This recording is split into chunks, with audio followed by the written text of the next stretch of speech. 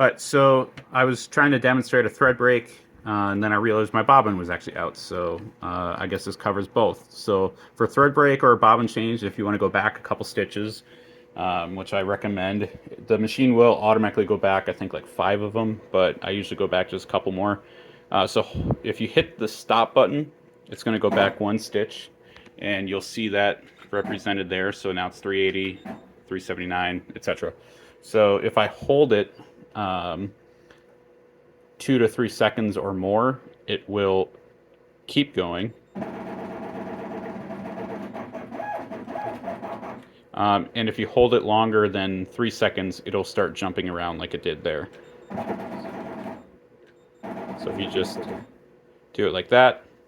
Now if you want to go forward, you're going to hit and hold the yellow one.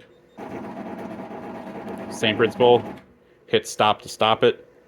And now if I want to start it, it's not actually going to go because the machine knows that this was at stitch whatever it was at. I didn't pay attention. So you have to hit this button here to tell it to mend. So now when I hit start, you'll see it'll start sewing over where it already did.